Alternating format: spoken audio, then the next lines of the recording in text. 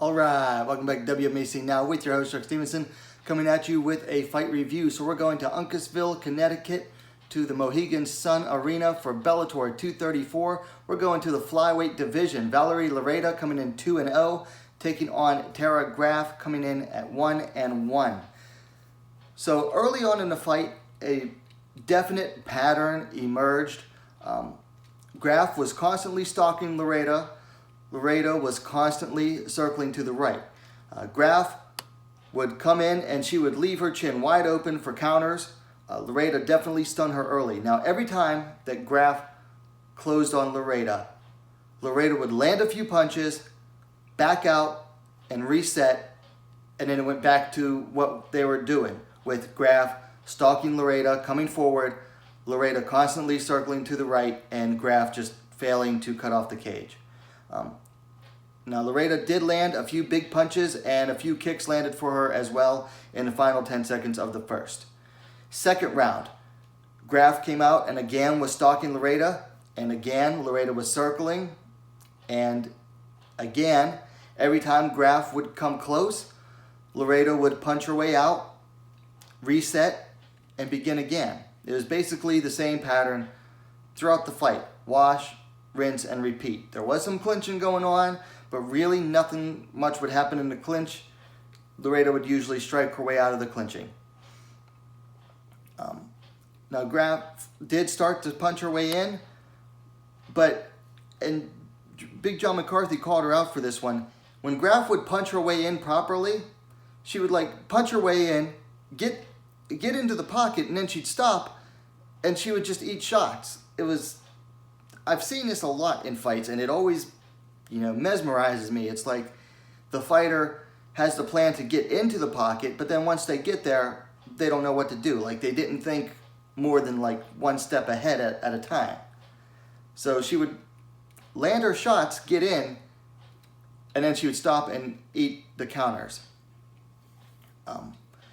One thing I liked was that as the second round wore on, Loureda just started to straight up stop Graff in her tracks with some nice stiff jabs, and particularly the heavy right hand.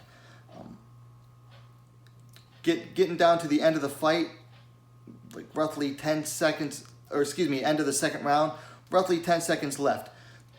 Graff's coming forward. Graff throws a low kick, leaves herself wide open. Loureda throws a huge overhand right that drops Graff. I mean, huge. Just straight up dropped her.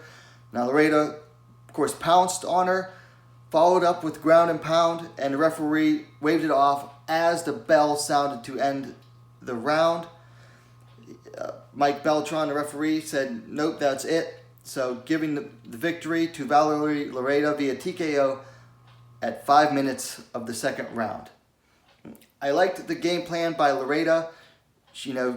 I said that one of the keys to Graff winning this would be to be aggressive, and Loureda just, kept staying out of her way and tiring her out. So it was a nice game plan by Loureda.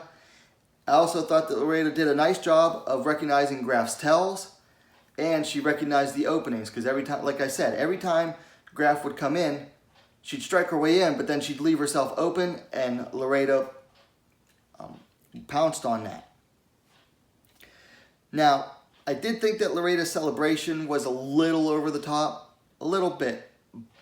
However, considering all the smack talk by Graff leading up to this fight, she kind of got what she deserved there. I mean, she talked a lot of smack, said Loureda was nothing but an IG model, and then you go out there and you get, knocked out by the IG model.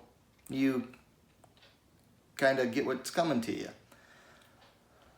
For things to work on, for Loureda, she was dropping her hands as the fight wore on, and the fight only went 2 rounds, so she's got to learn to keep her hands up. Also, she'd be able to strike, her hands would be a little bit faster if she kept them up.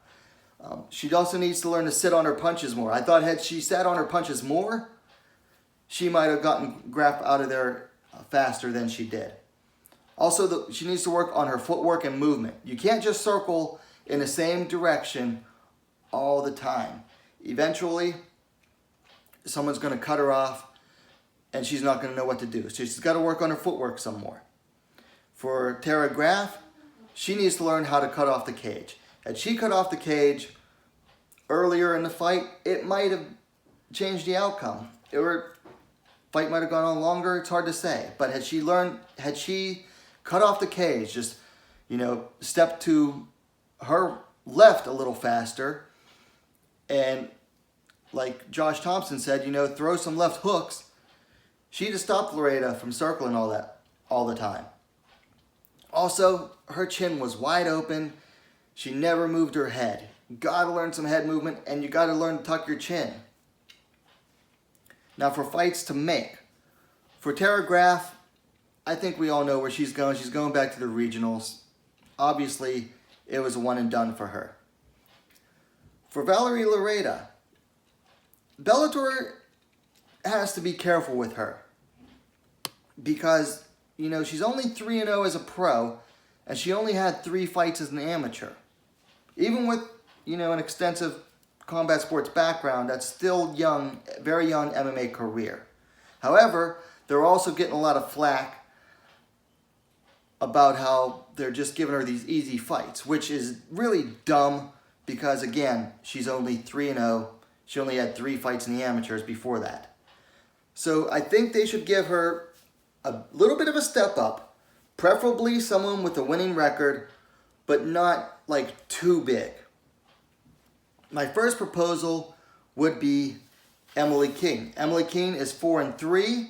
She's just coming off a big win over Ava Knight. She's, brought the Ava Knight hype train to a halt with a hurry. Now, Emily King is a strawweight, so they'd have to ask her to move up to flyweight to face Loureda. So if they can't get Emily King, my second proposal would be Taylor Turner.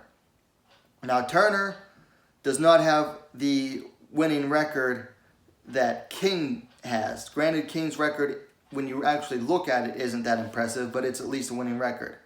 Turner does not have the winning record, but she does have some experience. Also, people will remember her for beating Heather Hardy in the first round last year in June. She then went up to bantamweight for some reason and fought Alejandra Lara at bantamweight, where she lost in the first round. But she does carry that recognition from beating Heather Hardy. She has more experience, even if she doesn't have the winning record. So either of those two, I think, would be a good next matchup for Valerie Loureda.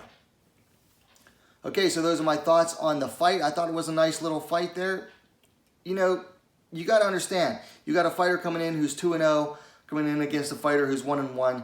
You're not going to be getting the most impressive fights. You're not going to be getting a world beater fights. If this fight took place in like Invicta, Loureda wouldn't be getting the flack that she gets. Invicta wouldn't be getting any flack either.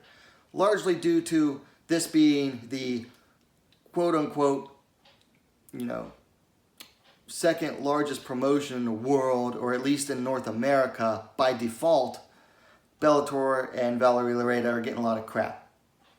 Also because of Valerie Loreda's social media presence and personality. She's been getting a lot of crap, but you know what? I think she put some of that to bed Friday night. So anyway, let me know your thoughts in the comments down below. Of course, if you liked the video, please give it a like and share it as well. And hey, what are you waiting for? Subscribe to WMMA Now, the most complete women's mixed martial arts dedicated platform on YouTube. Thanks for watching. We'll see you next time.